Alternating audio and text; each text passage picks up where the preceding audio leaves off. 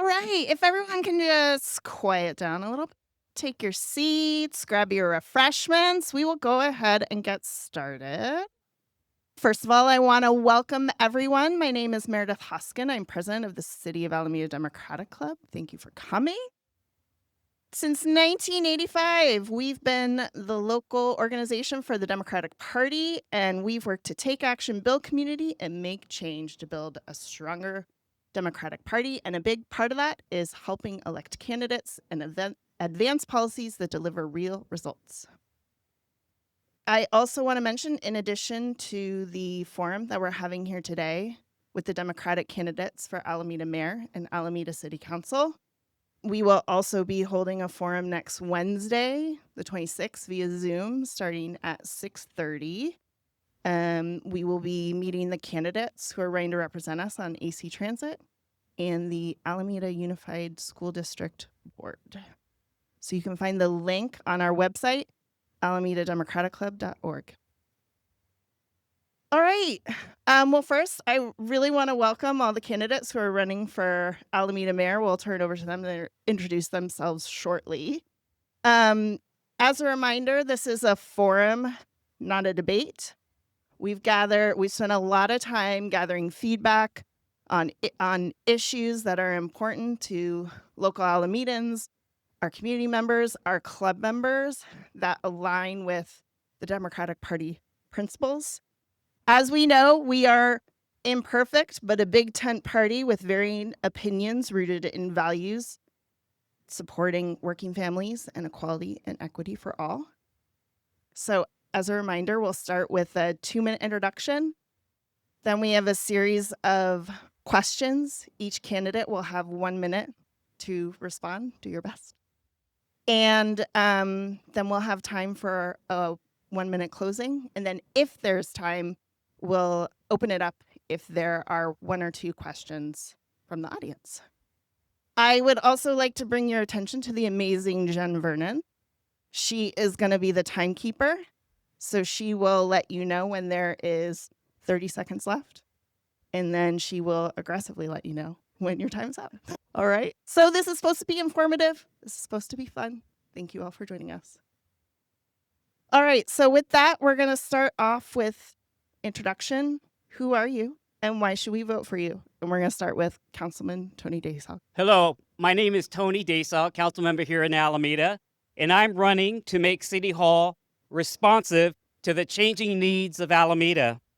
First and foremost, I will end the hiring freeze on police officers so City Hall is responsive to our residents worried about rising crime and worried about speeding on our streets. The hiring freeze prevents our police chief, prevents the city of Alameda from having a fully staffed police department. As your next mayor, I will end the hiring freeze because crime is significantly higher today compared to pre-COVID times. I will end the hiring freeze because crime is significantly higher today compared to 2010 when the fully staffed police force target of 88 police officers was created. Second, as your mayor, I will lead the fight against bigotry aimed at immigrant Alamedans. As your mayor, I will lead the fight against bigotry aimed at transgender youth. And as your mayor, I will lead the fight against any forms of bigotry aimed at Alamedans of faith. As your mayor, City Hall will be responsive to the needs of our vulnerable communities who are under the gun, who are unfortunately caught in the crossfires of today's culture wars. I am not running for mayor to continue to do things as they've always been done since the 1950s, 60s, 70s, 80s. I am running to be the next mayor to impose wholesale changes so that City Hall is responsive to our changing Alameda. Thank you very much, and I'm Tony Daysog. I ask for your vote and help and contributions. Take care. Thank you. Thank you, Meredith, for the introduction. And I'm really proud and happy to be here at the Alameda Democratic Club. I've been a Democrat for my entire life, and I've always worked either in public office or in a appointed position in any public agency to support working families and support seniors and support vulnerable youth. I'm currently on the board of Alameda Youth Basketball and of Youth Alive in Oakland, where we always work to make sure to have programs available to keep youth active and to keep youth engaged and to make sure that youth are resilient throughout Alameda. So I'm here today to share information with you and to ask you for your vote because I'm passionate about Alameda. I want Alameda to succeed. Everything I've done, my offices that I've held in the past have been to ensure that there are programs available and services available to meet the needs of our community. One thing, I've been, as you know, elected to several offices just locally, just here in Alameda. That's all I've ever run for is local offices. And I have done amazing things, I think, I've been told, for our youth and for our seniors and for our environment in Alameda and to make sure that we have economic opportunities. So as my colleague mentioned, I also support slowing traffic. I also support traffic safety, public safety for especially on our streets for pedestrians and bicyclists. I've shared information about this. I've worked with the police chief, and I want to make sure that our streets are the safest that they can be. I've also been very involved and active in addressing environmental resiliency here in Alameda. My colleagues, elected colleagues throughout Alameda County, elected me to be the chair of the Board of Stop Waste, the Alameda County Waste Management Authority, so I could continue to establish regulations and rules to make our streets safe, our environment more resilient. I could keep going. I would talk about economic opportunities. I would talk about transparency, but I'll answer some questions and get that in there then. Thank you for your support. Good morning, everyone. My name is Malia Vella, and I am running to be the next mayor of Alameda. So good to see so many of you here this morning. Many of us have families at home, little ones. I've got a mom of 2 young ones, ages 5 and 7. I was the first council member to actually give birth while in office, and I think that that perspective really matters in a city with so many families. While I was on council, I worked on a number of different things. We got meaningful rent control passed here in Alameda. We made sure that we were really planning for the future rather than anchoring ourselves in the past. And I want to continue that work to build the city that we all deserve, that our children deserve, and that we deserve as we age in place. And the way that we do that is working together as a community to make sure that we get the best projects, that we have inclusionary housing projects that meet our RHNA numbers, not just in theory, but we actually get them built. It means that we come together to design projects based off of where we know we're going to need service demands, and we build those first and last mile connectors that are going to get us there. It means that when I ran on a Safe Streets platform back in 2016 and was the highest vote getter and elected as your vice mayor, we follow through on that vision to make sure that all of us can get safely, whether we're walking, cycling, or driving. It also means that we invest in our multimodal transit, which we've done as a city. I was proud to get that additional ferry terminal in. If you like these things and you want this to continue, I want to be your mayor. I want to work collaboratively and collectively. It's why I've been endorsed by working families, including the Alameda firefighters, Mayor Marilyn Ashcraft, Councilmember Greg Bowler, Vice Mayor Michelle Pryor, Assemblymember Mia Bonta, Congresswoman Latifah Simon, the Alameda Building Trades, and so many others. It's because I'm going to come, I'm going to show up, and I'm going to work for you every single day to make our community the best it can be for all of us. Thank you. All right. Thank you all. Okay, first question we're going to start with Tracy is about the economy. Affordability is an important topic for this election.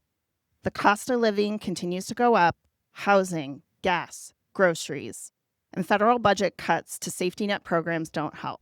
As mayor, what specific steps can you take in Alameda to help our community with affordability in the face of these national trends of rising costs? The first thing that I can do, and that I'll continue to do, is to protect tenants from dramatic increases in rent, and to protect tenants from being evicted, and from being evicted because of the any problem with their unit. It should be addressed by the landlord. So that's the main thing. We need to keep families and individuals housed in Alameda.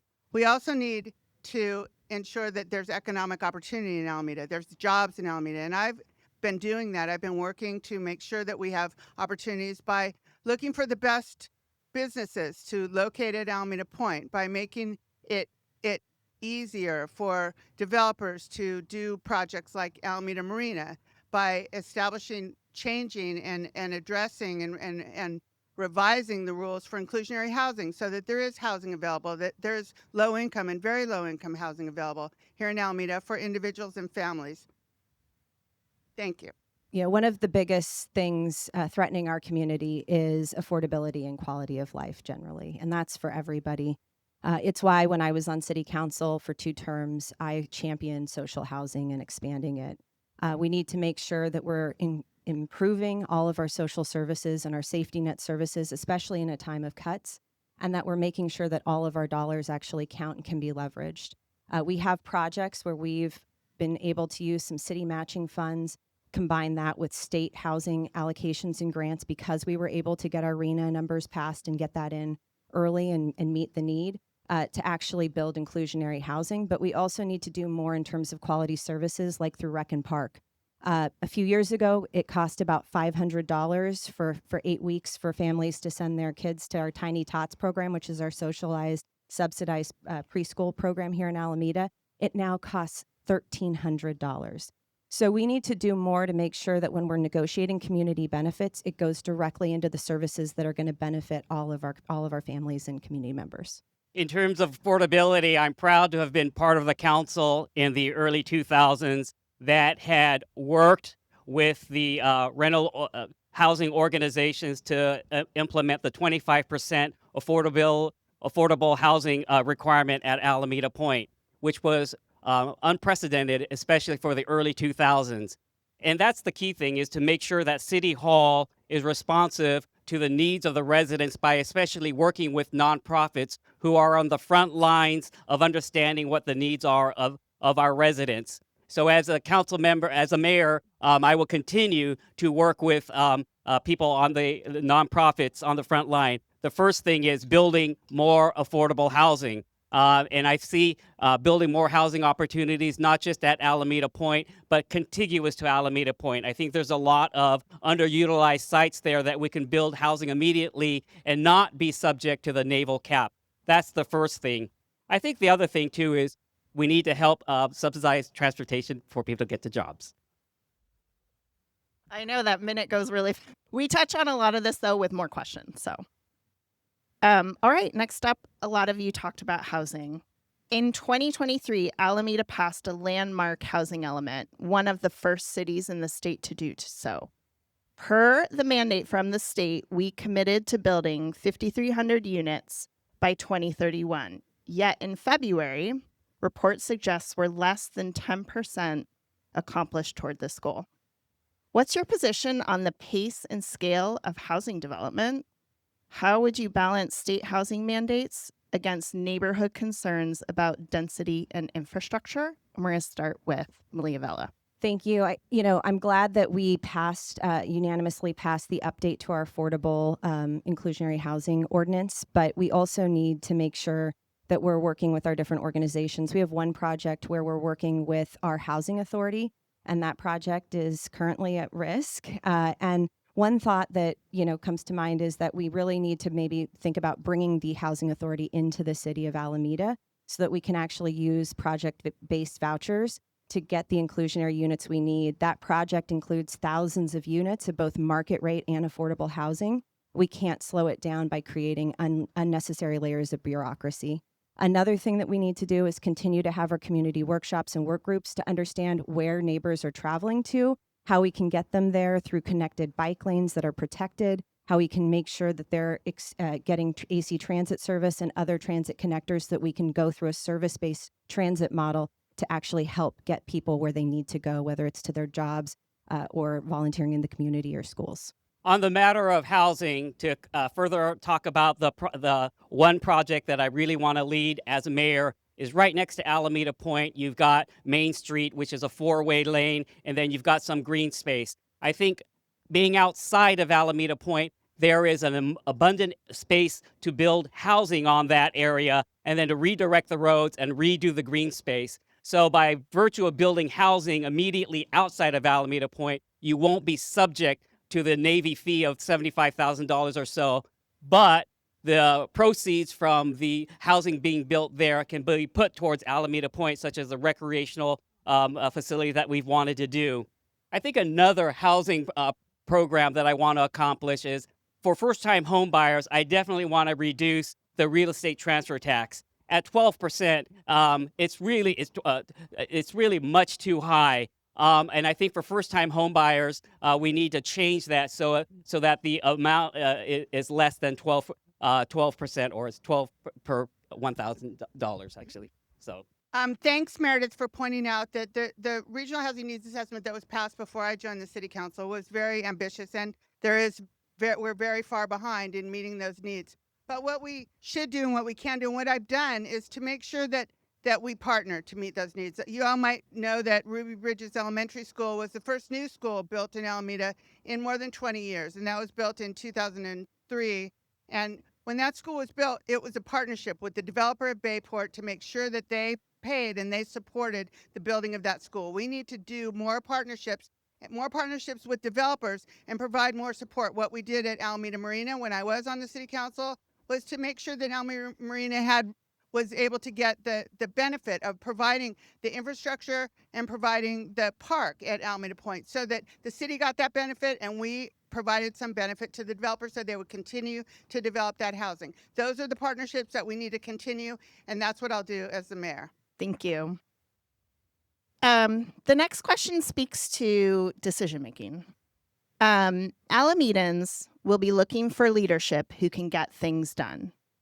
How do you balance the greater needs of the city and opposition from impacted neighborhoods on projects, programs, and policies? We're thinking about concerns of housing and NIMBYism and the need for affordable housing. The noise from live music in an established commercial district in the city and impacts on nearby neighbors. Or reducing a crazy 5-way stop to a 4-way stop for bike and pedestrian safety that might increase street traffic to nearby streets.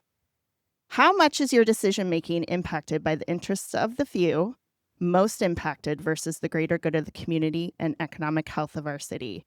And bonus points if you touch on how much public comment influences your decisions in real time. And yeah. Well, great. Well, thank you. Again, the theme of my mayoral candidacy is making City Hall responsive to the needs of a changing Alameda.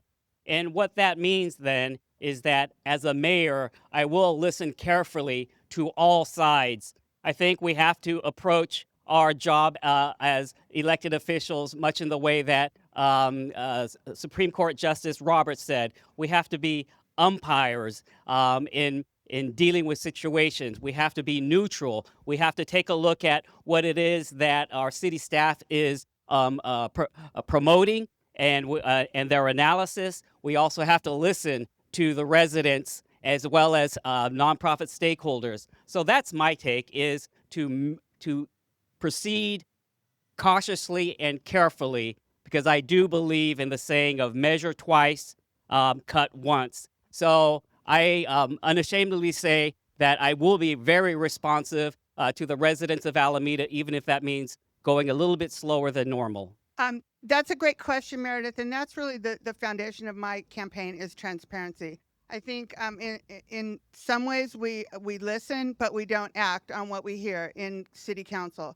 We ask for information, we have public meetings, and that's not, I'm not saying I'm blaming anyone, and I actually served my career as the staff to the federal Medicare agencies, staff to the Maryland legislature, the health committee, and staff as the manager of Oakland Senior Services. So I know what it's like to be the staff person, to do all the research, make the recommendation, and then have the city council say, wait, no, that's not a good idea, because we heard from residents that they don't want to have that. The better idea and the better way to go is to have multiple opportunities for public input, outreach, and information. And then the residents and businesses know what's happening. They know what the options are, and they can share more. And that, unfortunately, didn't happen as we passed the bond measure. There was only one option, and that was very frustrating. Although I did support that option, I'm very frustrated that there was no input and no other options for the public to review. Thank you. I learned a lot on my 8 years on council. One of the greatest lessons that I've learned, actually, I'm an educator and came from work I was doing with our schools. And one of the best educators that I've ever worked with said, we have 2 ears and 1 mouth. And that should be the ratio. And it should be the ratio that our public servants use. And so during my time on council, I actually, if you watch the meetings, I actually spoke less and less and listened more and more. It's not to say that the public comment is the thing that makes the decision, because sometimes there's an access issue to getting people into the room and at that meeting.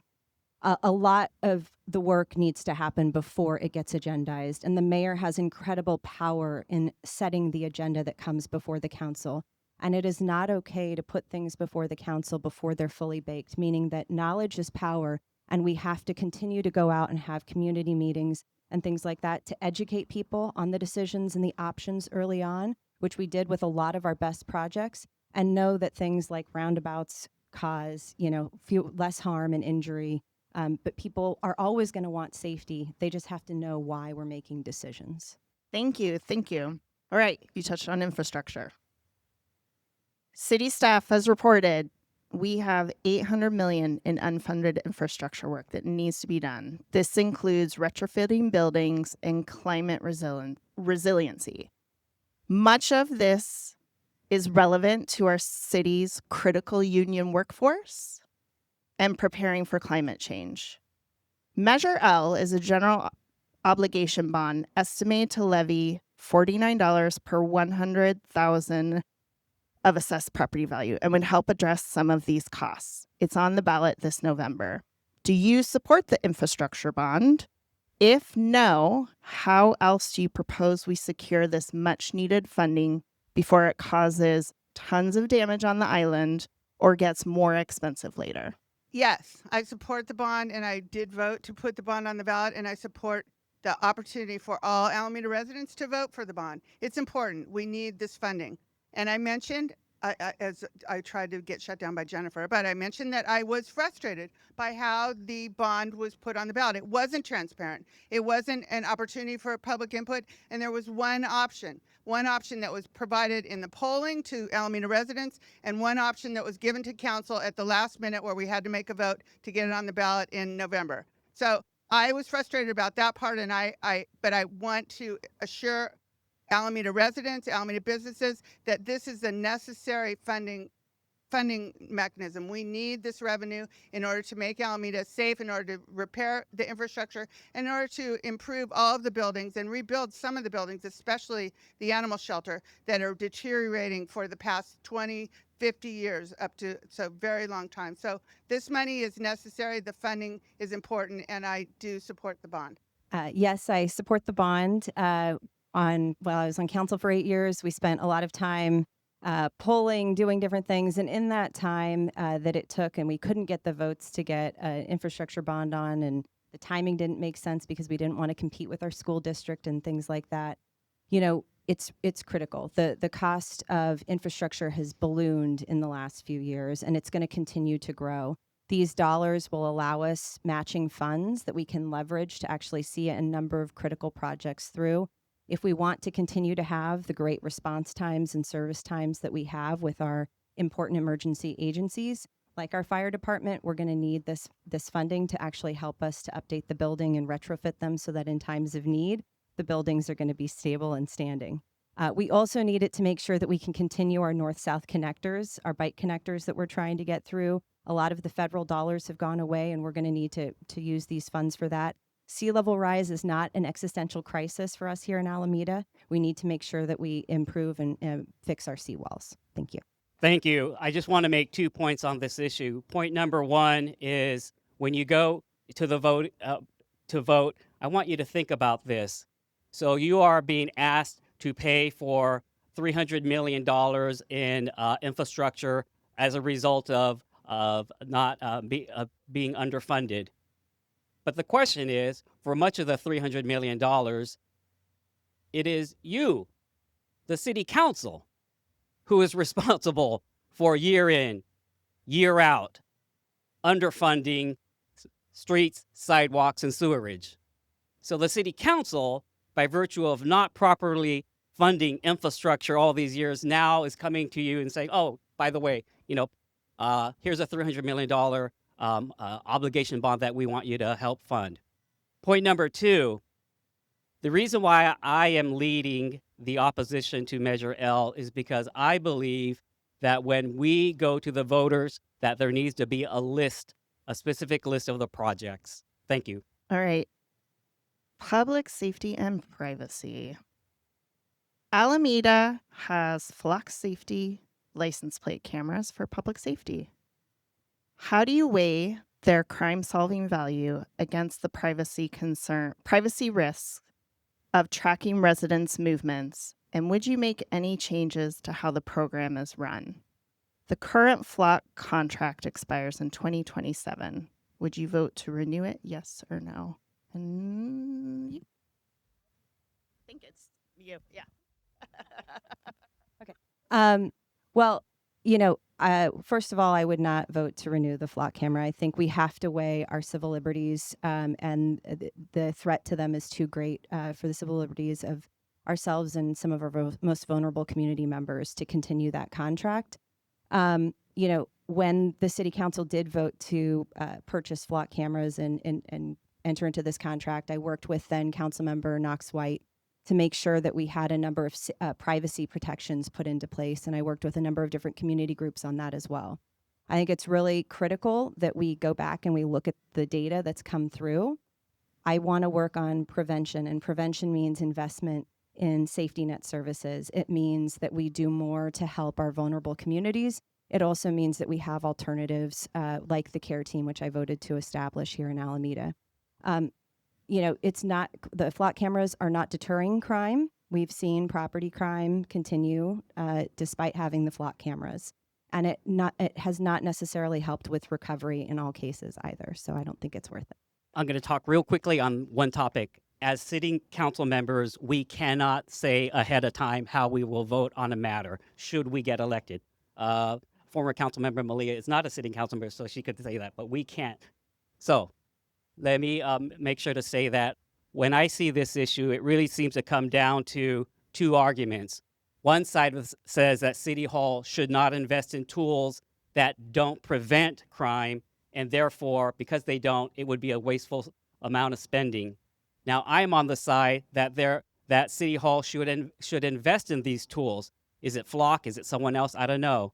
And we should invest in these tools for the same reason that you buy car or homeowner insurance. Most years, you pay the insurance premium and nothing tangible ever happens. But when a major event does happen, it's good to have the insurance. Likewise, for the ALPR, most of the cars coming into the Alameda, are not on the hot list. But when they are on the hot list, it's a useful tool to help the police track them down. Thank you. This morning, some of you, I get my Amber Alerts on my phone every morning. This morning, there was an Amber Alert in Alameda County for a 6-year-old girl who was abducted by someone, a young man in Newark. If that car comes into Alameda, that vehicle comes into Alameda, that license plate, and the license plate was in the Amber Alert, it will be flagged on the cameras, and our police will apprehend that car and hopefully save that young girl from being kidnapped and from whatever awaits her.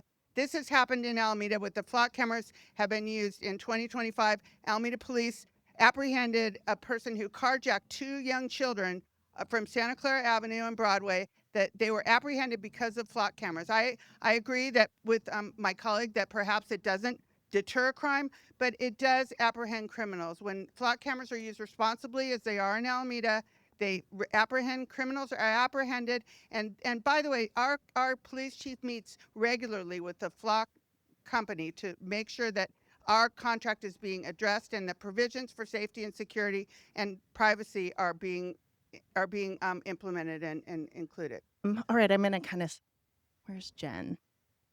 Okay, I'm going to skip around a little bit because of time. All right, now we have custom questions for each of the candidates. Again, we mean them very diplomatically. We're very thankful for the service you all have given to our communities over these last several years. But some people have kind of specific questions. Tracy, you're bypassing what would likely have been a pretty easy re-election campaign for city council. Since mayor and city council is an equal vote governing body, what do you hope to achieve as mayor that you couldn't on council? That's a great question. Thank you. What I hope to achieve as mayor is to be more responsive at City Hall. What has happened and what we have at City Hall is not a strong mayor, but the mayor makes many decisions. The mayor sits in, the only person in the agenda setting committee, for example, and that's not how it's worked for me in other public bodies that I've been elected to. The mayor and another council member can be on the agenda setting committee and can understand what's going on with the agenda and promote certain items, certain issues to come forward to the entire council. In other cities as well, another thing that I've been wondering about in Alameda, since Alameda City Council members all were awarded a salary when I was elected in 2022, Alameda City Council members didn't add any activities to their roster. And so in other cities, local cities, council members sit on committees. Council members have more responsibilities. And I think that's important. If committees like transportation or public works or other committees came forward to the city council having the issues were heard by a council member, that would make it more that would reduce the time that we spend in city council on those decisions, and it would improve the opportunity for public input. So those are a couple of things, reasons why I'm running for mayor. Thanks. Tony, you've served on the council for nearly 20 years. 22. Thank you for your service since first elected in 1996. Thank you. What's your view on term limits or tenure in local office? And how are you thinking about developing the next generation of Alameda leaders? What's your plan for mentoring and developing that next generation? Well, thank you very much. Let me address the second question first, since the journalist from Ensenada High School asked a similar question. And I think what we can do is definitely involve our youth more in the operations of city council, not just city hall, that there needs to be a youth commission that comes regularly to city council. Now, we do have a youth commission, but they don't come regularly to the city council. They mainly work with the recreation director. So that's one area that I want to change, because clearly City Hall needs to continue to interact with our school district, and we've begun to do so through funding mental health programs for teens. As a result of, I remember Kristen Zazo giving a talk about how so many youth at our high schools were experiencing suicidal ideation. So we need to be more strategic in terms of city council working directly with our youth commissions. Okay. Malia, once upon a time, you were a new city council member. In 2019, it was found that your involvement in the 2017 fire chief hiring process violated the city charter. What did you learn from that experience, and how would it inform your judgment as mayor? So, a couple of things. As soon as an allegation was raised, I voted along with my colleagues to have an independent investigator come in, and I would do that all over again. I think having that process is really important. That investigator met with tens of people, reviewed hundreds of pages of documents, and found that I had done nothing wrong. I think being transparent and having processes is really important. Hindsight's 2020. If I had known my colleague had written a letter of recommendation on city letterhead, I would not have gone to that meeting. I didn't know that at the time. It wasn't a meeting that I asked for or scheduled. But I think the biggest thing is really, I noticed that there was an erosion happening between our city manager and our employee groups. And I think it's really important that the city has established workplace kind of labor management committee meetings and things like that, so that working people at our city can actually have a way to direct communicate with their city manager. And so that was a great learning for me. Thank you. All right. We have time for some more. All right. Business. Legacy businesses often need protection from rising rents and displacement, while new businesses need faster permitting and lower barriers to entry. How would you balance supporting both and thinking about the empty storefronts and space along Park Street, Webster, and Alameda Point? Thank you. One of the things that, well, first, I'm going to give a shout out to a small business owner. Where are you, Laria? Yeah, and Stephen. Replenish right around the corner here. And there are opportunities for small businesses and opportunities on our commercial streets, as well as opportunities in people's homes. And what I've done to make sure that our storefronts are not vacant is to make sure that businesses can't just use the store as a tax write-off, so that the businesses have to have something in the store. They have to work with our economic development department, or else they'll be faced with a vacancy tax. I brought that forward and my colleagues supported it. So that's one thing that I've done, one concrete thing that I've done. Also providing economic support throughout the city with our economic development department to help have a facade improvement program. If you need to fix your window or fix your facade, that's important, so your business is attractive. And also having allowing for other opportunities like farmers markets that we have today, and now we have a new one on Park Street. I've supported that all along, and I think that's really critical to bringing in people for all businesses in the area. During COVID, I supported making sure that we supported our small businesses, many of which received grants from the city to help cover healthcare costs and things like that. We used our COVID relief dollars really to prop up our small businesses to prevent them from closing. We limited the amount of money that DoorDash could charge for delivery fees because they were gouging many of our restaurants here who were making ends meet during the pandemic. We do need to replenish the facade grant. We do need to make sure that we're using it also to help even when businesses are closed. We don't want them looking like a blight in the neighborhood. So that's something that we have to do and make sure that we're keeping up the facades on those vacant properties. I support the vacancy tax. More importantly, we need to make sure that we are not overcharging on fees and permitting in the early stages. That it's a big issue for our small businesses getting established, especially small businesses owned by people and women of color. Trying to get started and coming up with those upfront costs is really cost prohibitive. Thank you. 2 points. Point number 1 is the city council must aggressively work with property owners and businesses to make sure that we have the type of businesses what we want. What do I mean by work aggressively? For example, many years ago, it was city council who took over the lease of the space that is now Pete's Coffee. And city council took over the lease and basically was paying rent for many months in order to keep out cheaper cigarettes. So we must continue to exercise that kind of aggressiveness. City council also aggressively worked with the property owners to make sure that what turned out to become Nob Hill Shopping Center was a quality Nob Hill Shopping Center, designed intentionally with kind of a Frank Gehry aesthetic. That's the first point. Aggressive working on the part of city council with businesses and property owners.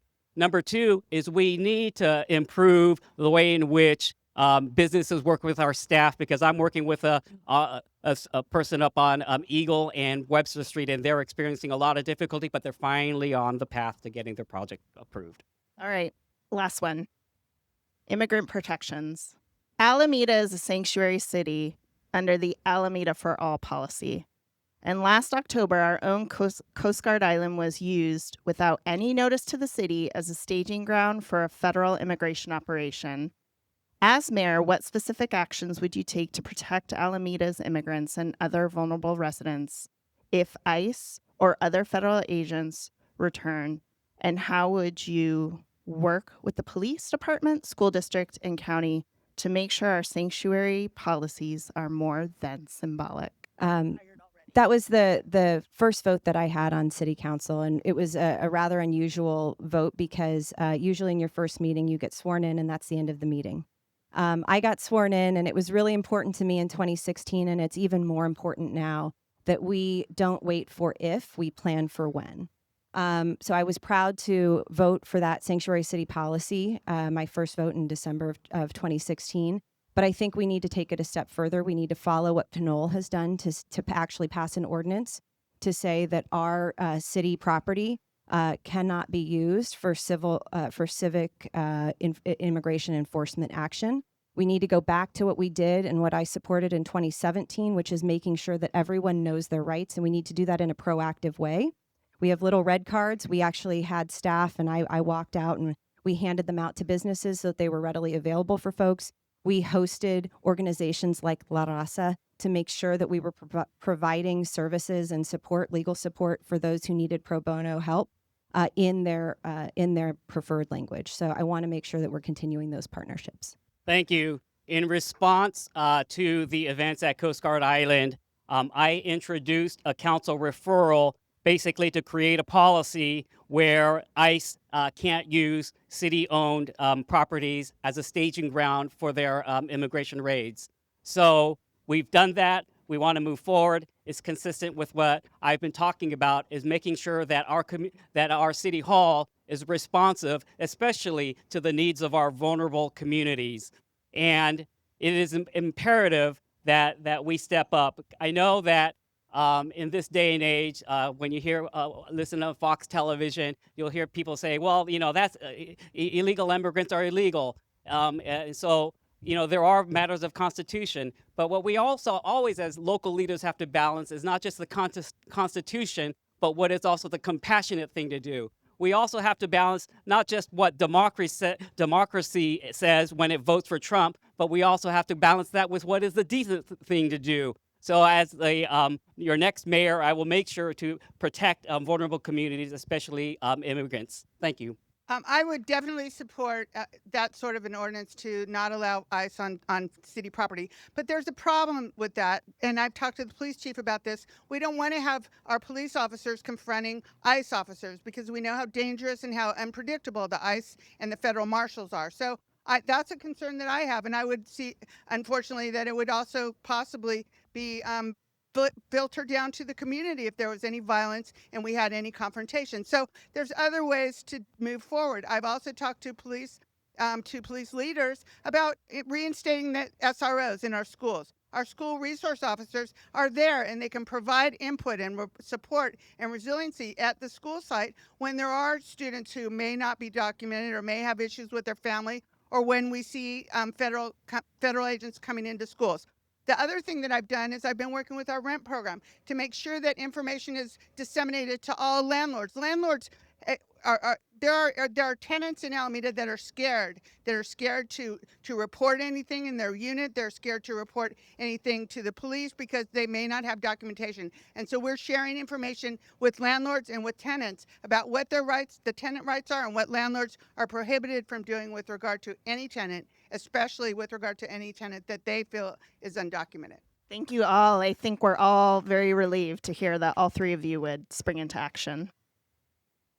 All right, now we're going to do a quick hot topics, Alameda Democratic Club tradition. And I think probably easiest is I'll just walk with the mic. We're going to ask you one topic and you just answer yes or no. And then after that, we'll do closing statements. All right, lightning round. Do you support Measure N, allowing leases of city properties for 10 years to be approved by 3 city council votes instead of 4? No. Yes. Yes. Do you support the current Alameda rent control ordinance? I support the current Alameda rent control ordinance. Absolutely. Yes. So one of you talked about this already. Would you support a commercial vacancy tax? Yes. Caveat. There is a vacancy tax already, and I did bring it to council, and it was passed. Yes. All right. Do you support Proposition 40, one-time tax on billionaires in California to pay for healthcare, education, and food assistance? Haven't read it. So you're abstaining? Yes, I support it. Yes. Do you support Measure RTM, a 5-county Bay Area sales tax measure meant to prevent major service cuts to transit agencies like BART? Yes. Yes. Yes. All right, we'll do this one just for fun. We'll give you a minute to think about it. What's your favorite spot or two for brunch in Alameda? Yeah. All right. Cafe Jolie and Cafe Jolie Petite. And you said I could say two. So Well, I'm going to go to the middle of Alameda and say that I like Alameda Marina, wherever the options are there. Yeah, Mosley's in particular. Well, I definitely like Nations for brunch, and also I like West Cafe, and would like Signal too, but they don't really serve brunch. But so Nice. All right. Well, thank you all. We're going to do 1 minute closing remarks, and we will start with Tony. as I said, the theme of my mayoral campaign is making sure that City Hall is responsive to the changing needs of Alameda. And I come to this not anew, but it is something that has been at the core of my 22 years on City Council, spanning over 30 years. Back in 2003, for example, I worked with the gay lesbian community in 2003, before marriage was allowed, we changed the real estate transfer tax to exempt domestic partners from having to pay the real estate transfer tax, because heterosexual couples were exempt in the event that there was a transfer in property. They were exempt from having to pay the transfer tax, but gay lesbian couples were not exempt. So in 2003, and specifically because they were not exempt from it, locally we changed the rules. And prior to that, we made a lot of effort to make sure that Alameda was more friendly to the gay lesbian communities. So when I say making City Hall responsive, this is something that has been at the core of my councilship over the 22 years. Thank you. It's been a pleasure to be here today, and I want to take this opportunity to say why Alameda should elect me as the next mayor. Tracy Jensen should be elected because of my experience. As most of you know, I have a lot of experience in local government. That's where I've been, as well as state and federal government. Trust that I do my homework. Know that I have a passion for Alameda. Trust that I do not put city resources at risk. Trust that I treat staff and treat all of my colleagues and treat everyone in the public with respect that they deserve. Trust that I will be here serving Alameda and not using this office as a stepping stone to higher position. And finally, Alameda can look at my record of public service and know they can trust me to serve with integrity, ensure transparency, and put the needs of residents first. My campaign is really strong because more than 200 Alameda residents, some of you are here, thank you, have donated out of their own pockets. These are individuals, not developers or unions or other special interests, because they know that I will listen and make the right decision for them, for Alameda. Thank you. my name's Malia Vella, and it was a privilege of a lifetime to serve you all for 8 years on City Council as your vice mayor and council member. I'm a businesswoman, I'm a mom of 2 kids, and I'm an educator. And I chose to come back to Alameda as an adult and raise my family here because I love this community, I love the people in it, and I love all of its potential. And I think we did a lot of really great work in the 8 years I was on council. Not only did we pass and submit for our housing element early and ahead of everyone else, we did it in typical Alameda fashion with well thought out plans, adding both market rate housing as well as affordable housing. We did it in typical Alameda fashion, collaboratively, making sure that we have our transit connectors, investing in multimodal transit, and we also were able to do so many things to evolve to make sure that we're serving our community, whether it was through the creation of our care team and alternatives to policing, and even in our investments in other programs. So I want to continue this work. I ask for your support. It's why I've been endorsed by so many people, including our current mayor, Mayor Ashcraft, members of the council, Vice Mayor Pryor, Councilmember Bowler, our Assembly Member Mia Bonta, Working Families, Alameda Fire, so many others. And I look forward to working with you all to make Alameda better. All right, can we please give a huge round of applause? These 3 have contributed so much to our community already, and it takes a lot of work, time, and money to run for office. So thank you, all 3 of you, and for participating in this, especially with the sun now coming up. Thank you. Yeah. And we want to thank the candidates for coming out I think we'll go ahead and get started. So we're going to start with the first question. Should be pretty easy. Who are you and why should we vote for you? We'll start with Amos and we'll go down the line. Thank you. And oh, I forgot. Go ahead. No, go ahead. So you guys have 1 minute, 1 minute to answer, 1 minute to give your introduction, and 1 minute to for both questions. I think it's That is 2 minutes on introduction, 1 minute for answering questions. yes, exactly. And this is Jen Vernon. She's going to give you guys a 30-second warning when you guys run out of time, and then she's going to give you a stop. And so we wanted to get through this as quickly as possible because it's so bright out here. So if you could please make sure you respect the stop, we would appreciate it. So go ahead. And can everybody hear in the back? Is that pretty good? Okay. If you can't hear, just raise hands like that because they're telling us to speak really loud in the mic, okay? Thanks. Thank you, Alameda Democratic Club, and everyone here for coming out. Now, on a sunny day, my name's Amos White, he, him. I'm founder and CEO of 100K Trees for Humanity. I'm a husband, a father, raised my 2 children right here in the city. They're graduates of Encinal High School. They're now at UC Davis as a senior and College of Alameda finishing off his last class. And today I'm asking for your endorsement to be your next city council member. I'm running to bring back fairness, equity, and open government back to our island. For 30 years, I have organized for children. Yeah, no, the mic. You guys keep, no, it's out. It's completely there. We don't have the best. Is it? All right. It's not me, it's the signal. Okay. All good? Okay, sorry. Died again. Hello, hello.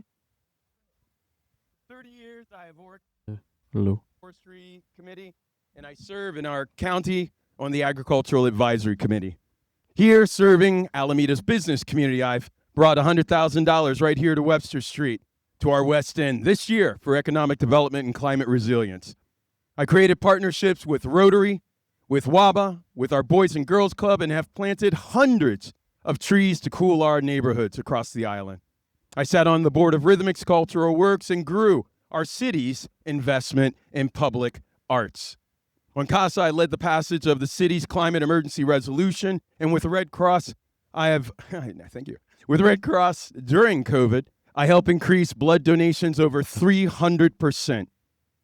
I helped write the ordinance that keeps Alameda Police from cooperating with ICE, documented, and helped pass our Sanctuary City Resolution. And with Indivisible Alameda, I stood and I still stand to defend our democracy. So here's my pledge to you. Come hell or high waters, and they're going to rise. I will fight for housing, affordable housing, workforce housing, and for your rights. 30 years, I have shown up for this community. Give me the chance to keep showing up as your voice on our city council. Thank you. Can everyone hear me with this one? Hi, everyone. I'm Tushan Amarasiriwardena. You only have to look at my first name on the ballot box whenever you're trying to vote. And I am a Alameda dad who is running for city council to take on some of the challenges that our community has. I kicked off my campaign doing what I absolutely love, which is walking around Alameda. I started at the point, at the Bay Farm, and walked all the way to the point and talked to as many people as possible about what they wanted for their city in the coming years. This is something I normally do, is just talk to people. And what I've heard repeatedly is that people want to see a future here. The cost of housing, the biggest cost in most of our expenses, is incredibly high for Alamedans, and a lot of them are worried about being able to stay here. When we walk our beautiful downtowns, we see storefronts that really take away from the atmosphere we're trying to build. And we have streets that are designed for a different time, and we would love to see them slower, safer, and really encouraging the kinds of walking and biking that we can actually do in a flat town like this. So I'm running to solve those problems, and my background is about solving problems. I have a degree in computer science, was a journalist at the Boston Globe, and then started a company making apps for kids, and ultimately Google bought us, where I led large teams there. I left to join the federal government, a group called the U.S. Digital Service, which was about modernizing, using technology for good. I left January 20th, 2025. You can tell why. And I want to bring those skills here to make your town a place that you could just see yourself calling home for as long as you want it, and your friends and your kids and your grandkids can say the same. Thanks. Good morning, everyone. My name's Marcie Johnson. I'm running for Alameda City Council. I am here to ask for the City of Alameda Democratic Caucus for their endorsement, but I'm also here to ask for your vote, for your community's votes. I moved here 7 years ago from the city of Philadelphia. I found this island on the internet. I feel like I live on a vacation spot all the time. This is a wonderful community. I am running because I love it. Since arriving here, I've been heavily embedded in doing real community work, including with the library and as the social service manager for the city of Alameda for 3 years.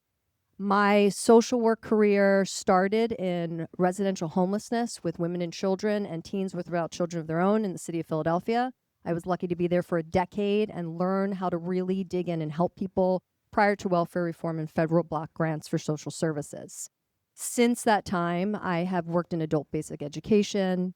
I have worked in a high school that was a workshop model, helping kids find their way to employment that wasn't necessarily a traditional post-secondary track.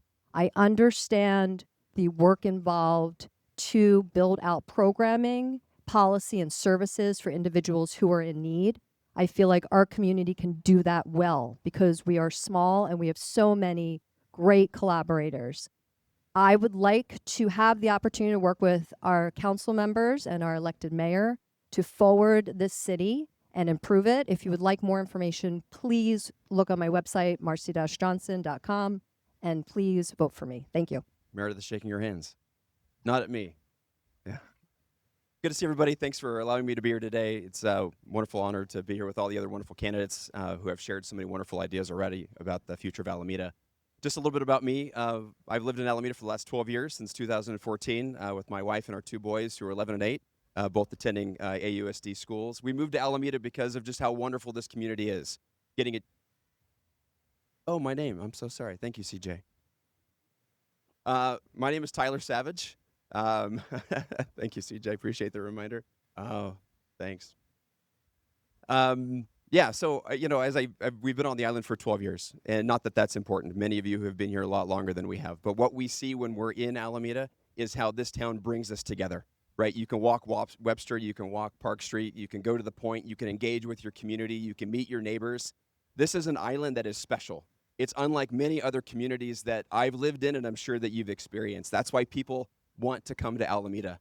But it's about the future. It's how we plan for what's going to happen next. And so as I think about the priorities for me, I think about how we develop and invest in our business districts. As Tushan mentioned, what's happening in our business districts with vacancies are issues that we need to address. We need to make sure that these areas are thriving so that we, as we engage as community members, have a place to do that. And that these businesses have an opportunity to be the economic engine that we need to give our city an opportunity to grow in the right and thoughtful ways. The other important thing for me as a dad of 2, but also as a coach, a baseball coach over the last 8 years, I've met with families. I know kids. I know they ride their bikes, right? They need safe and accessible ways to get to school. But I also know people in my neighborhood, right, who have been here for 60, 70 years, and this has been their home for a long time. They need the accessibility they need to be able to be part of our community. The third thing for me that I'm focused on in my campaign is infrastructure for the future. As we think about the infrastructure that we have, a lot of it isn't built for what we need, right? And one of the things I'm focused on is Alameda Point and making sure that we can develop that so it's a place for our community to come together. Thank you. Hi, everybody. Can everybody hear me? Can you hear me back there? Yay. Okay. My name is Maria Luisa Bondano, and I'm the grandchild of Ooh, are you okay? I put a spell on you. I'm the grandchild of Italian and Mexican immigrants who came to America to live the American dream. At least it was the American dream when they came. Okay. Hold it close. Can you hear me now? Okay. So I've been very familiar with the island of Alameda since the 1980s. I used to come over here when the Naval Yard was still here just to play around when I was a teenager. And I bought my condo here 20 years ago in 2006. I live at the Beachcomber right near the lagoon. It's a beautiful location. And I really love Alameda. I've seen the island go through tremendous gentrification process, some of it good, some of it not so good. However, the one thing I can say that is good about Alameda is that that process has seemed to include a lot of diversity, which I haven't seen in other cities that I've lived in. For example, in Brooklyn and in Boston, where when the gentrification was happening in the 80s, it was mostly, it did not include enough people of color. Okay. So in my opinion, Alameda, I wrote this so I won't forget everything I need to say. Sure. Alameda is a very unique island, and we're all lucky to live in such a beautiful place, so close to one of the greatest cities in San Francisco, which is San Francisco. The focus of my campaign is on issues such as climate change with rising sea levels, putting Alameda at risk of flooding, new developments, smart housing, also known as multi-use housing, mixing commercial and residential to create potential jobs for locals, housing affordability, healthcare, childcare, environmental sustainability, and preserving open spaces. I'm also can I just get a second because I had a break with the. Oh, you did? Oh, okay. Maria, I'll summarize just by saying that the issues facing Alameda are very important to me, and I would really, I'm going to have my website up next week. I would really appreciate it if everyone could take a look at that and see what I actually stand for. Thank you very much. all right. All right. So I have 6 questions, and we're going to go through this pretty quickly so that we can get you guys out of the sun. So affordability has become a critical issue in the Bay Area, and it's been great to see the new housing, community, and infrastructure projects being constructed on the base and across the island. What's your top priority in making sure the island remains accessible to all Alamedans of economic backgrounds? Maria, we'll start with you, and we'll work this way. Thank you. Well, I think in regard to affordable housing, I think that with the new developments should definitely include below market rate units. So I've seen some beautiful new developments in Lafayette, for example, one called the Brant, and they have set aside below market units, and the 2 bedrooms are selling for $1.5 million, but for a person that can qualify for the below market rate, they can get into that same condo for approximately $511,000. So I think seeing things like that here in Alameda would be very good in regard to new development. Yeah, affordability is key. I think 1 in 4 families or households here in Alameda are on that fringe, that financial fringe, where if there is an emergency or if they lose their jobs, right, they're on the cusp of being in a position where they're financially struggling, right, where they are relying on public service, they might lose their home and they become unhoused. So it's absolutely critical that we start thinking about solutions for these problems. As Maria mentioned, we need to bring more housing to Alameda. It's great that the city already has a policy in place for 25% of housing built at the base is below market, and then 15% elsewhere. We need to continue to find areas. There's tons of vacant properties around Alameda that are going unused that we need to start addressing and making sure that as we work with city staff, we set an agenda that is aggressive to make things happen now and not 20 years from now. Hi, I had the opportunity while working at the City of Alameda to oversee the development and opening of Dignity Village, which is our largest interim housing facility. I also had the opportunity to retrofit 4 city-owned homes that were vacant and turn those into shelter beds for not only individuals but also families, which are precious in the Bay Area. I would say that as a council member, I will collaborate and communicate and build relationships with anyone on the federal, state, local, county level to get projects done. We need more housing. That's not just here, it's everywhere. And I will do what it takes, because I have done the work in the past, to understand, get myself up to speed, and educate all Alamedans to follow through with their political will of keeping this island a diverse place for families and people from all socioeconomic backgrounds. This is the issue that really animated me to get into this race. My kids have seen too many of their friends their parents have to leave this island because of the cost of housing. What is a neighborhood without the neighbors? If we keep on losing our friends, the families that we care about, like that means a less strong Alameda. So housing is my biggest issue. And I am a big believer in the notion we haven't built enough.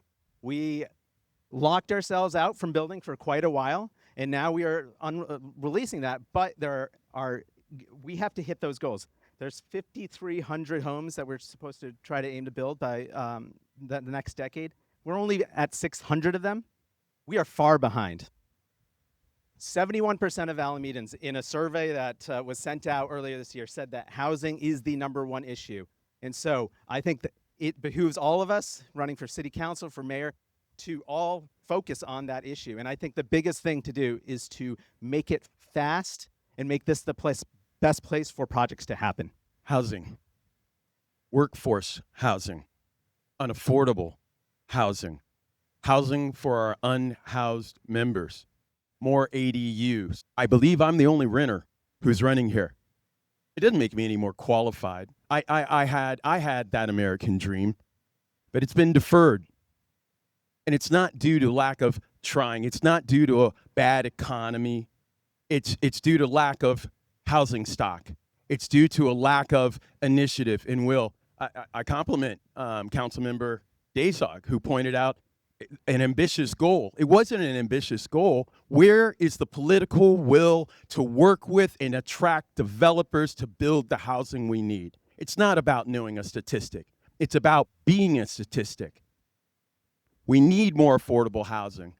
As much as I've brought in other funds for economic development and community development, I'll work hard to do the same to attract quality developers to build more housing stock too. Thank you. So as we have all probably know, there's been a lot of layoffs in these last couple of months. The trend continues to tick upward. In July, women accounted for 100% of the labor force decline that month. Given the impact of this trend, what initiatives or measures can the local government implement to support women and caregivers re-entering the workforce? I'll start with you, Amos, and we'll go that way. What can local government do to support women and caregivers re-entering the workforce? Thank you. After being laid off. I'm being prompted here. The last I checked, women drove the larger part of our GDP or GNP. You can correct me. Our GNP, largest driver of the GNP, is real estate and real estate related services. People who fix a house, buy a house, fix a yard, all related to selling the cost of a home or what have you, owning a home as well. The larger portion of that is women who are both realtors and homeowners. I believe increasing opportunities for small business persons, entrepreneurs, for people to become business owners, not just jobbers. I think if we can increase those opportunities, it'll actually create just that, another playing field for people to enter the workforce as a city. Thank you. Thank you. There are two fronts that I think we can meaningfully attack from the city council. One is making sure there's enough jobs here on the island. I think women typically bear the brunt of what the share of childcare in a household. So a job that is local would be an amazing thing for everyone here, but particularly mothers. So that's one thing I want to see. The point is a missed opportunity of jobs that we need to deliver on, and that's one thing I'm going after. Number two is the cost of childcare is enormous, and it runs across every gamut. It's because the teachers cannot live here. They have to live off island, or it's because there's no housing here, or it's because when a new childcare facility tries to open up in a neighborhood, we as neighbors push against it. Every time we slow down these kind of things, it adds to the cost of what it takes to live here. And so my voice on city council will be about one of trying to take action at every turn, bring jobs, make childcare as affordable as possible by making it easy to start those and keep those maintained. Okay. So I stayed home for 11 and a half years and raised my children. I have 3 girls. This is a privilege, and it is something that I did not take for granted. I understood that I came from a place where I was able to do that. It was the hardest job I ever had and ever will have. I would say on a broad level, raising 3 women in this society is difficult. Confidence is the number one thing that we need to instill in our youth, especially women, with everything they're fighting on a federal level all the way down to our neighborhoods. We can help women stay viable by approaching them, by making connections, by asking them to contribute in volunteer community work for organizations that are helping. We have a lot of opportunities here in Alameda. And then to Tushan's point, that it's going to make them make those connections where they can find a work opportunity. Childcare is unaffordable. That's why I stayed home for 11 and a half years with 3 children. And I think that we have a network of home-based childcare providers here that could help us. You know, I think one thing that we have to think about as well is how do we coordinate and collaborate with other stakeholders in our community like Peralta College and local labor unions who have trained skilled force capabilities. We've seen over the years, I think, women actually going into what are traditionally blue-collar jobs, right, that men would have. I think these are opportunities that we should explore with our community partners, making sure that they have access to skilled training facilities, making sure that we're working with Peralta College, like I mentioned before, to make sure they have access to educational opportunities. Our economy and the jobs that we have today are not going to be the same jobs that we're going to have in 5 years. So how do we make sure that as people leave the workforce, that they're trained and able to get back in the workforce? I think it starts with, as mentioned before, the opportunity that jobs are here in Alameda, but they're also trained and able to do that job and be a qualified candidate. Hi. Well, I think that it's very difficult sometimes for women to get back into the workforce, especially if they've taken a lot of years off to take care of children, because there's a lot of age discrimination. And there's also a lot of, I don't know if misogynism is part of that problem. But I've seen men in their 50s, I'm an attorney, I've seen men in their 50s apply for jobs and a woman in her 50s apply for the same job, and I've seen the man get it. And I've actually been on the hiring committee where I voted for the woman. So I think one thing the city can do is offer retraining. I'm aware of other municipalities like in San Luis Obispo, TEMA, where they have community resources such as childcare, such as retraining people and women, men for new jobs. And I think that that's something that really needs to be taken seriously and worked on and looked on here in Alameda. Thank you. So we're going to shift gears to climate infrastructure. With climate change directly impacting Alameda, it's crucial that we implement the necessary infrastructure updates. Measure L would allow the city to use $300 million in bonds to improve infrastructure in various categories, such as addressing potential flooding, street safety issues, and emergency response from fire and police agencies. The measure would increase residential and commercial property tax by approximately $49 per $100,000 in value. This is a couple-part question. So, one, do you support the measure? If so, what priorities do you think take precedence, and how would you enforce those priorities?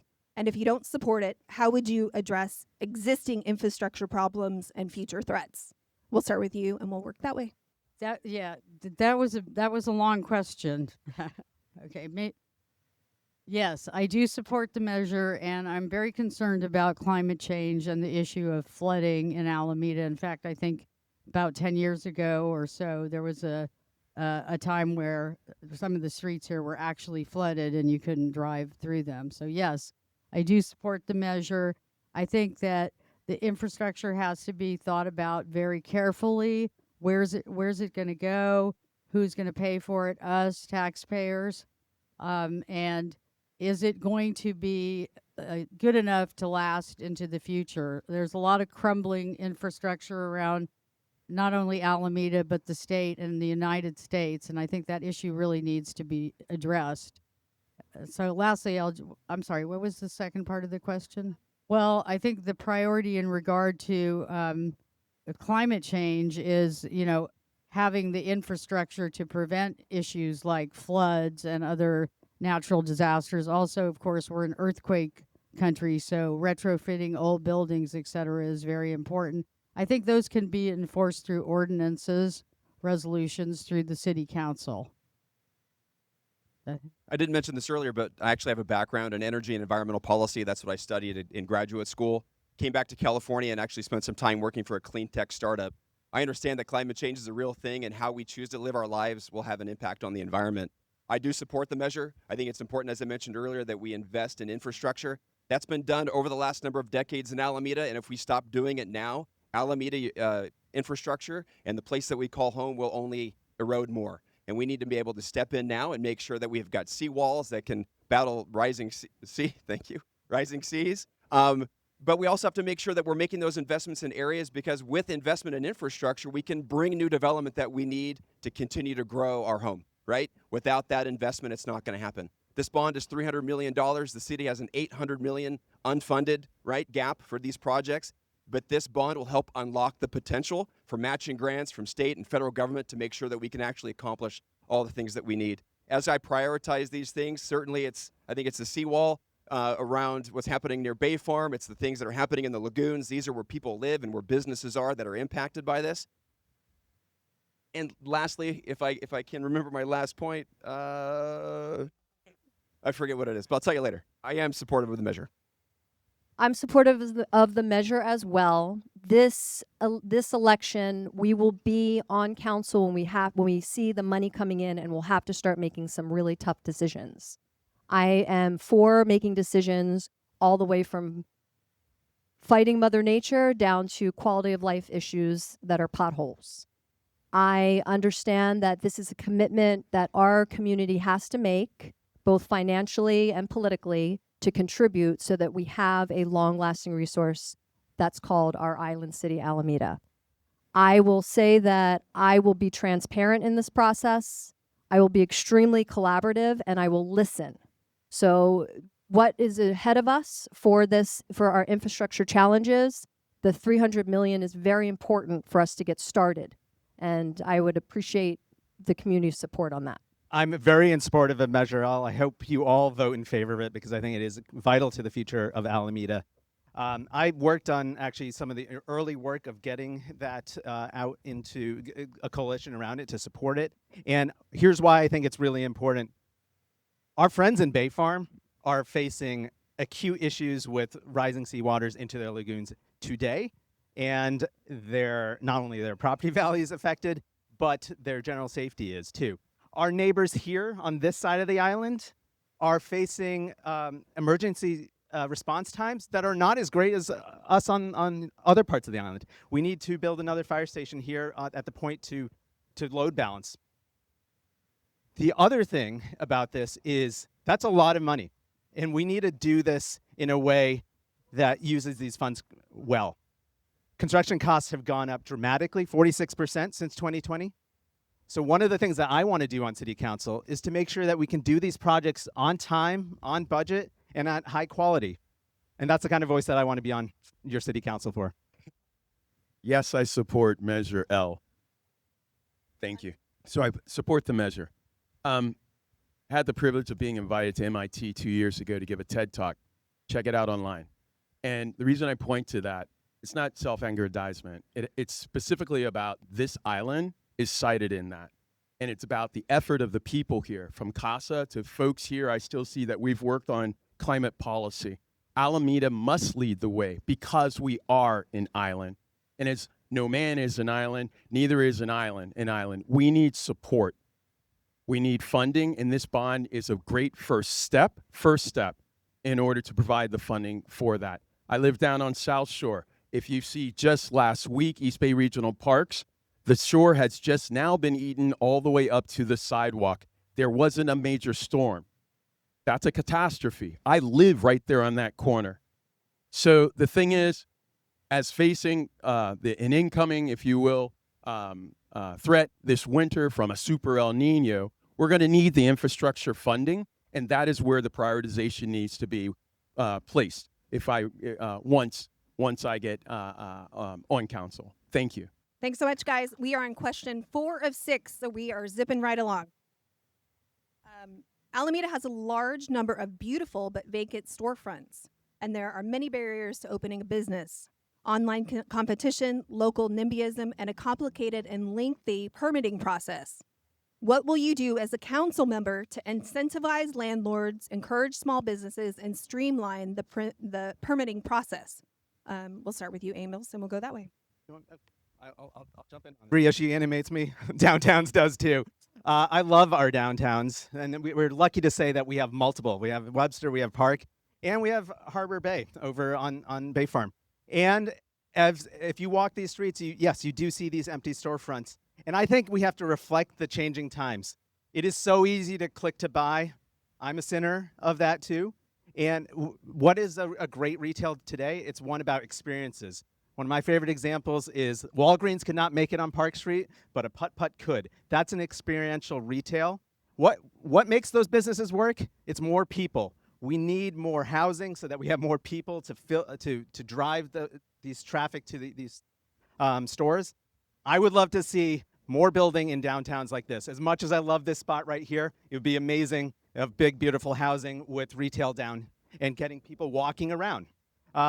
So I am for the vacancy tax. I think maybe we need to update it. We might need to get a little harsher on it because there are properties on Park Street that have been vacant for as long as I've lived here, and that's almost 10 years. Our business community, our economic viability, that is the foundation of this island. We need to find ways to support it. We need to shop locally. We need to eat locally. I would say that as city staff, I came in with the community development department. Debbie Potter had established a concierge program for businesses that were interested in arriving at the island.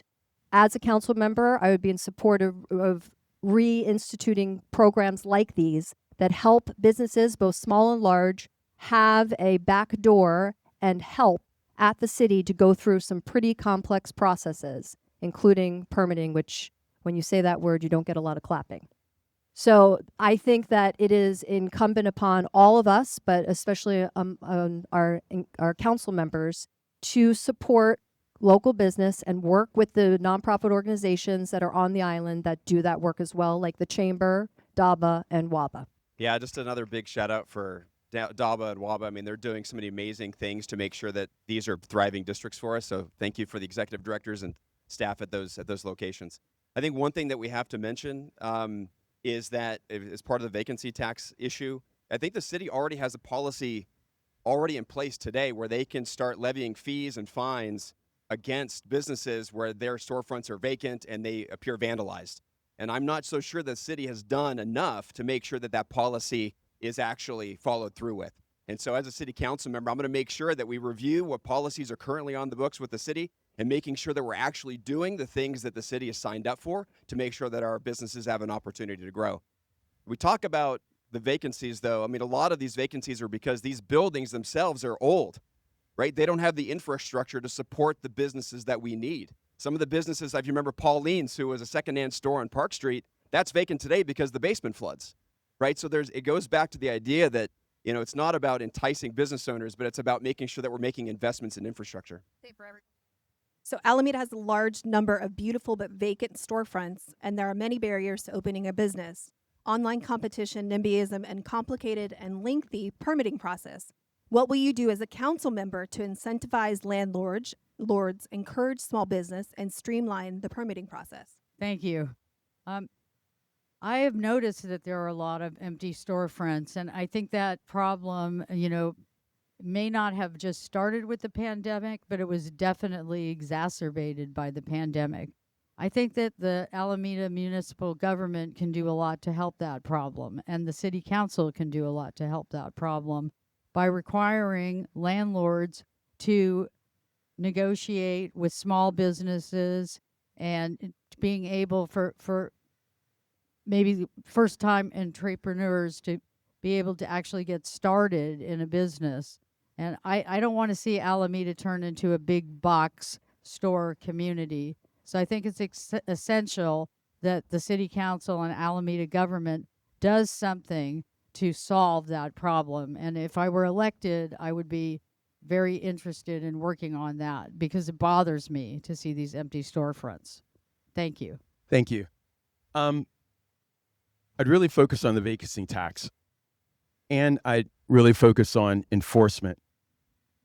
To get to enforcement, we need a planning director and a planning manager, who is tasked with engaging landlords. That has to be part of our policy. We need to be proactive, not aggressive, but proactive in engaging landlords. Park Street has a 7% vacancy rate. It's twice that here on Webster Street, 12%. Average across California is 8 to 13%. We can do more, we can do better. In terms of community partnerships, as I said before, are offering opportunities. I think we need more collaborative, if you will, partnerships with other entities to help support, whether it's WABA or DABA, to better support small businesses. That is the majority of our economy here. Shopping local, promoting local, buying local. Thank you. All right. Question 5, just 2 more questions. This one is about community safety. As of this forum, there are flock cameras on the island recording the license plates of Alameda residents as they go about their lives. Some people see this as a public safety issue, while others see it as an invasion of rights. Could you please share your stance on the use of flock cameras in our community, including whether you would renew their contract in 2027? Either way, how do you plan to ensure that this data is not being used to improperly surveil citizens? With regards to the last part of the question, how would I make sure, or how would council or the city make sure that data is not used? I would say, first and foremost, is to block flock. We need to cancel the contract.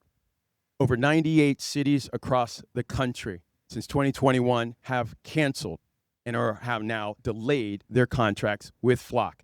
58%, or not percent, but 58 of those have all cited not data breaches, but data access. It's by design. Flock has access. So whether or not we're being asked or reported to by our chief of police, who's doing a great job, I must say, since we haven't talked about public safety, but whether or not we're receiving accurate data, the question is whether or not Flock is taking data from our servers.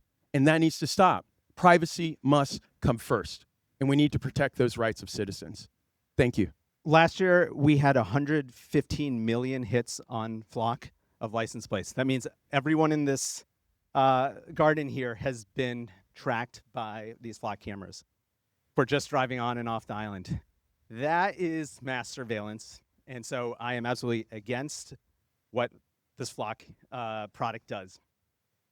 I think great technology is one where we have local control on it, where the retention period is short, I'm talking hours, where there's a very clear need. You know, how many cases are we actually changing because of this and solely because of this? And lastly, it shouldn't be part of some mass connected network that some sheriff in Texas can look at to enforce their reproductive right laws, which are counter to what we have here in California. And that's happening with Flock. So I am against what the Flock product is today. And I think there's better privacy practices we can implement for all forms of technology.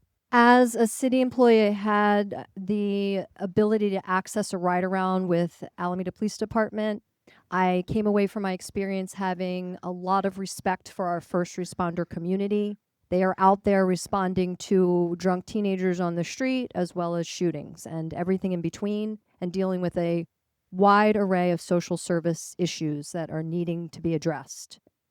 My understanding is that the Flock camera network in the city of Alameda is a closed circuit, which means there's no data coming in or out, and that the data is destroyed after a time frame. I forget how many days. Maybe Greg Bowler can help us out with that later.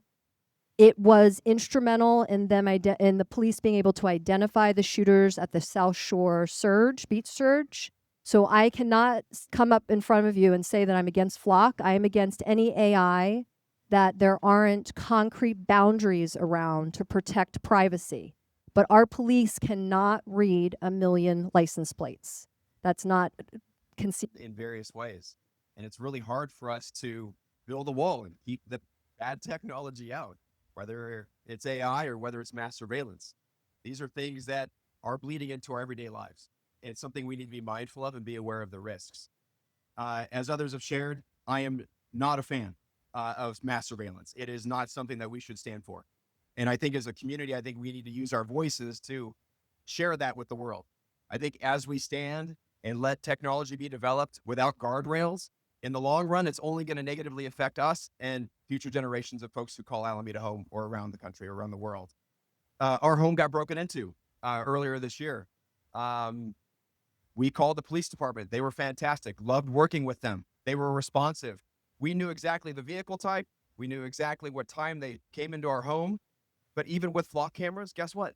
Didn't help, right? This is not a perfect system. And so we need to be mindful of that and understand the trade-offs. Hi. I actually think that I'm against flock because of the issue of mass surveillance. And I would have to look, I'm an attorney. I worked for the CPUC for more than 25 years doing regulation of large companies like PG&E, water companies, gas companies, etc. And I've seen some contracts that have often been breached. So the idea of flock sort of scares me because I'm not sure whether they're abiding by the terms of the contract. If there was some method of auditing what they're doing to ensure that they're not using it in a way that violates all of our privacy rights, then that might be something that I would take a second look at. But in general, I'm against AI being used for any type of mass surveillance and collecting people's private data.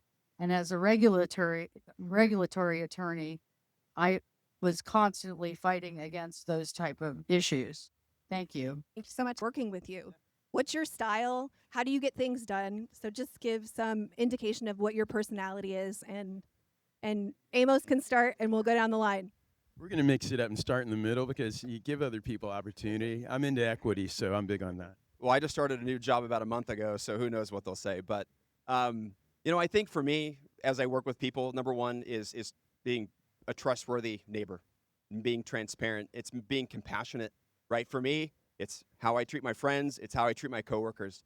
Being empathetic and compassionate has to be at the very top and the root of how we respond to our neighbors and who we are as people. Without that, who are we as a community, right? We would fail to show up, right, to do the right thing when we don't have compassion and we don't have empathy. So for me, I hope that my coworkers would say that about me. I think the families who I've worked with Little League and Alameda Youth Basketball, I think they would say that as well, right? Building up leaders and investing in them and making sure that you understand where they're coming from and how they see the world and what challenges they face. Those are the things that we have to be mindful of. That's the things that we have to consider, right? It's important that we listen first and be transparent as we make decisions. There are several people in the crowd today who have worked with me, so you can please ask around and ask them their opinion on what it was like to work with me. I would say that I am extremely collaborative. I will do anything to get things done. I will meet people where they're at to educate them and bring them on board. I am very mission and objective based. And I would also say that in every process, there's an opportunity to build community, and I've done that. So with the summer internship program, which was I was in charge of for the years that I was embedded with the city, every part of that process, bringing those interns on, interviewing them, helping them with their resume, referring them out to other organizations if they weren't successful in securing an internship. I used that process like every other process to figure out how to further embed individuals in our community to move forward together. I get things done. That is my personality. I'm from Philly, and I'm very Philadelphia-like. I'm going to go with the local part. While I'm a proud Californian now, I am a mass hole originally, and mass holes are about getting things done. I would say, actually, I have coworkers that used to work with me at Google here, and across the varied career that I've had, I think this notion of being the friendliest face in the room, because I think that gets people to talk out their ideas. I've never believed that the best ideas come from one person or the people with the title. It's about a consensus. But there's an editing process. I think that's my journalism coming into play, is like you have to focus. Number two is I really believe in principles, as in you write down your ideas, you put them out there, and you use them when the decisions are hard and when it's easy to sort of maybe go the easiest route instead of the right route. If there's any overarching general philosophy, it is one of utilitarianism, which is how can we do the greatest good for the greatest number of the people, for the greatest in need? That's how I'm going to think through almost every decision here in City Council. Point of privilege to take the mic and flip the script. I've worked with a lot of you here. I'm a solopreneur working at 100K Trees for Humanity over here at the base. I'm going to ask you, in housing, Doyle, give me one word in working with you over these last 8 years that in thinking about me and the work, what would you say? One word loudly for everyone. Okay, thanks. Not my question. Irene, you're on the spot. Working with you on Sierra Club, environment, give me one word that sums up the relationship of the work that we do together or how we go about it. Thank you. 2, in the community, new friend, Sarah. I love that smile. Don't worry, you didn't know I was going to come on you. Neither did I. What's that? Motivational, she says. Thank you. And somebody who lives in my building, renters back here. Go ahead, stand up. They can hear you. We work together on a policy to actually keep our landlord from raising our rent almost 20%. And the city stepped in to help us out only after we organized the entire 440 units. Please give everybody one word. Committed? Thank you, as I should be. Hi.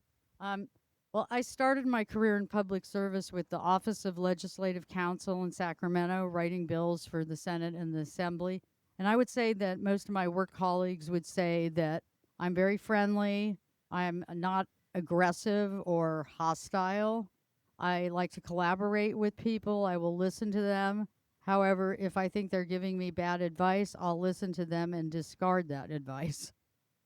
Now, while working at the CPUC, I think the same thing. My colleagues, fellow attorneys would say that they like me, I'm very friendly, they think I'm smart. But there were times when I had to butt heads with the commission because they wanted to issue decisions that were bad for ratepayers. And my job was to protect ratepayers. So I did have to reverse them several times in the appellate section. And I have a case that actually set precedent in the state of California about discrimination against companies involving interstate switched access, which I'm sure would bore you all to death. So, well, I'm out of time. So that's about it. Thank you. So we're going to just do a quick wrap up. We'll just go, well, you guys can just say, closing and wrap up. So just give a brief overview of why people should check your name on the ballot and you know, what you're going to accomplish. So here you go.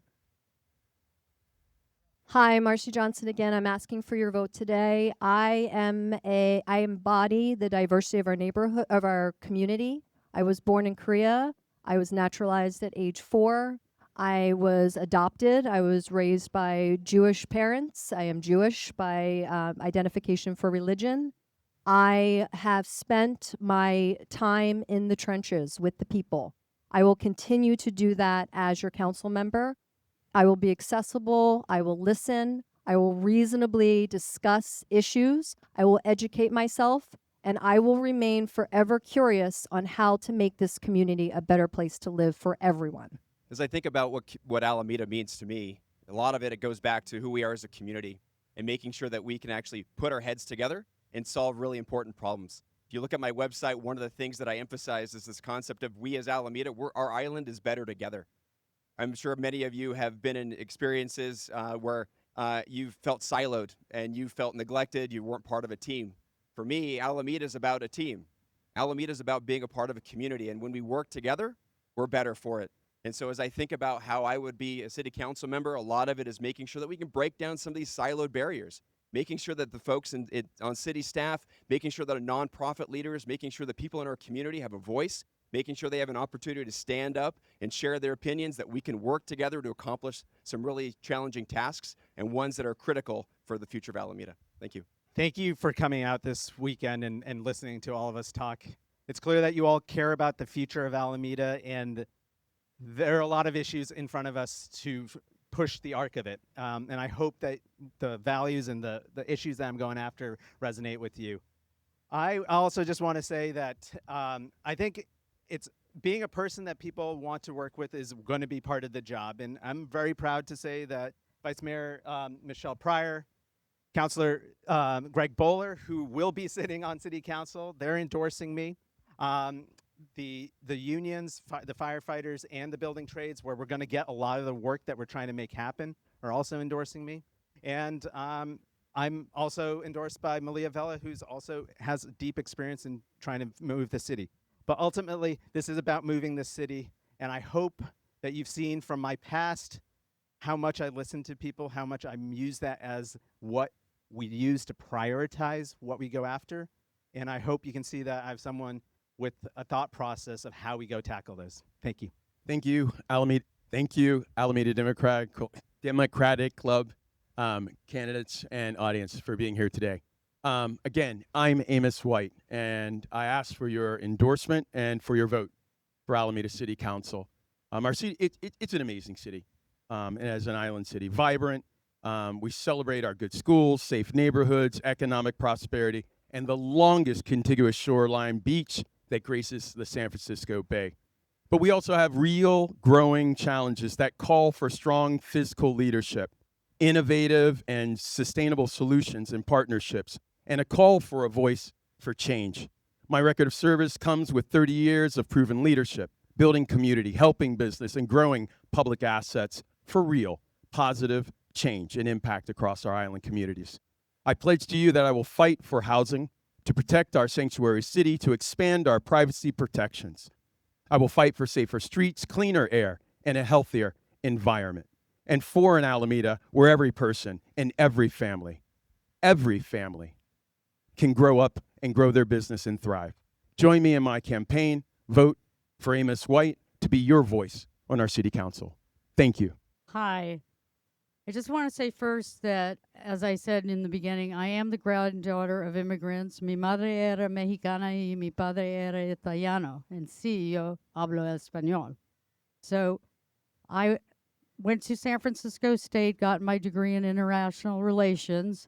I then got a fellowship due to a good advisor who told me I was too young to go to law school, and went to Cornell University, got a master's in communications. Then I knocked around in New York for about 3 years because I loved it. And then I came back to go to Hastings School of Law. And what I want to say is that I've been a public servant my entire career as a lawyer.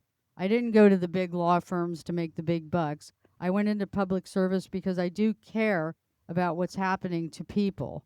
And so if I were to be elected, and I would very much appreciate your vote, I would do my very best. And I think I've done, if you look at my record, you can go on Google and see some of the cases I've worked on. I think I've done an extremely good job for ratepayers in California, and I will do the same for you. Thank you. Just want to give a big thank you to these candidates for coming out and facing the sun. Thank yourselves. Thank you so much for being here. We want to remind everybody that we have a school board forum next Wednesday. It's via Zoom. You can register for it on our website. And I just want to say, if you enjoyed this event, what we're working on as the Alameda Democratic Club is building a coalition of Democrats. So if you enjoyed this event, come get involved with us. And thank you so much. I also want to give some really quick acknowledgments. Thank you all for coming today. But I want to recognize, first of all, our Democratic Party elected leaders locally. Councilmember Tracy Jensen, thank you for coming. Councilmember Greg Bowler, Alameda Vice Mayor Michelle Pryor. And we also have our elected rep for the Alameda County Democratic Central Committee, Hannah Gross, over here. Thank you for coming. And then, of course, our friend from the Alameda Firefighters, Mike DeWind, in the back there. Thank you for coming. Do you have any questions about the union support coming from them? Feel free to go talk to Mike. And then I also want to say a special thank you to all the board members of the City of Alameda Democratic Club who helped, everyone played a part in putting on this event. Zach, our content creator and production manager, Nick, our social media guru, Evan, our fundraising and events guy, Stephanie Arnett, Wyeth McAdam, Magali Rosario, our membership committee, Jen Vernon, our events maven, and then of course to Jen Heflin with our head of programs for who put this whole thing on, booked the venue and everything. So thank you all for coming.